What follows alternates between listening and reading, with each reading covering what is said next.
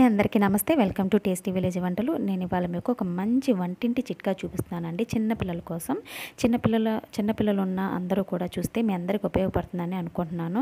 కొందరికి తెలిసుండొచ్చు, అంటే తెలియని వాళ్ళ కోసం నేను చెప్తున్నానండి.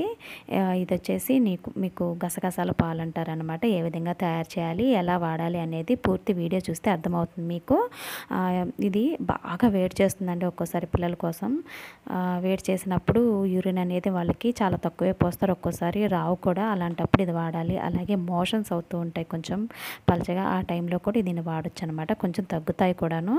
ఇవి గసగసాలు తీసుకున్నాము. 3 వేళ్లతో ఎంత వస్తే అంత, చాలా కొంచెమే తీసుకున్నాను అనమాట. అవి తీసుకొని శుభ్రమైన వైట్ కాటన్ క్లాత్లో మూట కట్టుకోవాలండి. అలానే గట్టిగా కట్టకూడదు మూట, ఎందుకంటే కొంచెం ఉడికిన తర్వాత ఉబ్బుతాయి కదా, అందుకోసం అనమాట. కలర్ క్లాత్ తీసుకోవద్దండి, ఎందుకంటే రంగు అనేది ఊరుతుందండి. ఈ పాపీ సీడ్స్ అనేవి ఎంతో ఉపయోగపడతాయండి చిన్నపిల్లలకి అస్వస్థత చేసినప్పుడు. ఎందుకంటే వాళ్ళు ఒక్కసారి ఎండాకాలంలో ఏదైనా ఫుడ్ అరగనప్పుడు అలాంటి టైంలో వాళ్ళకి వేడి చేస్తుంది కదా, ఆ టైంలో వాడచ్చు అనమాట. తగ్గిపోతుంది వేడి అనేది, చలువ చేస్తుంది. ఇక్కడ అన్నం అనేది ఉడకబెట్టుకున్నాను, గంజి కూడా వంచేసానండి. వంచిన గంజిలో నేను ఈ గసగసాల మూట అనేది వేసుకోవాలన్నమాట. గంజి ఉంటే అలా వేసేసుకుని వదిలేసేయండి, 5-6 నిమిషాలు ఉడికిపోతాయి. ఆ తర్వాత అలా కానప్పుడు గంజి ఉంచుకోలేని వాళ్ళు అన్నం ఇంకా 2-3 నిమిషాల్లో దింపేస్తామనగా, వండేసిన తర్వాత ఆపేస్తామన్నప్పుడు మధ్యలో గుంట తీసి అన్నంలో ఆ మూట అనేది వేసేసి పైన అంతా అన్నం వేసేయాలన్నమాట. ఒక 5-6 నిమిషాలకి ఉడికిపోతుంది. అలానే వదిలేసేస్తే ఎప్పుడు కావాలంటే అప్పుడు మీరు వాడుకోవచ్చు. ఒక 5-6 నిమిషాలు టైం ఇవ్వండి. పిల్లలకి కొంచెం బాగా వేడి చేసేసి యూరిన్ కూడా మీకు ఎల్లో కలర్లో వస్తూ ఉంటాయి చూసారా, అది తగ్గిపోతుంది అనమాట ఈ గసగసాల పాలు వాడడం వల్ల. అలాగే మోషన్స్ అనేది కొంచెం పల్చగా అవుతూ ఉంటుంది వాళ్ళకి, ఎక్కువగా అవుతూ ఉంటే ఆ టైంలో ఇది కూడా వాడచ్చు.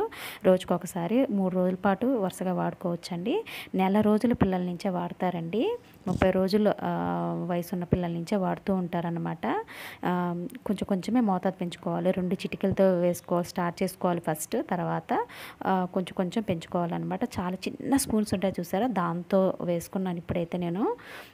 అర్థమైపోతుంది మీకు కొంచెమే.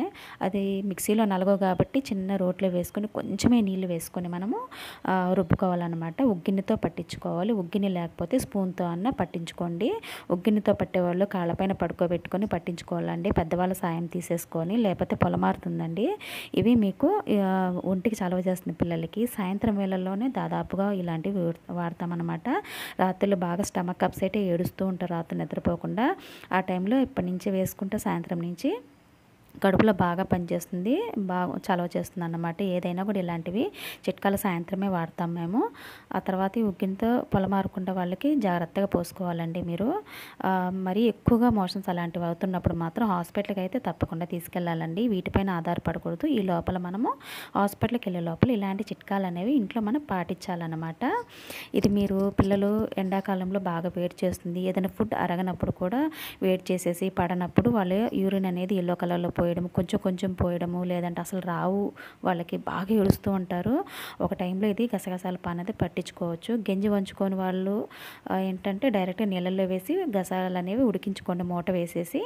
చూసారా, చిన్నగా పట్టించుకోండి అనమాట. తగ్గిపోతుంది, చలవ చేస్తుంది కూడా. మీ అందరికీ వీడియో నచ్చితే సబ్స్క్రైబ్ చేసుకోండి, లైక్ చేయండి, షేర్ చేయండి. Thank you.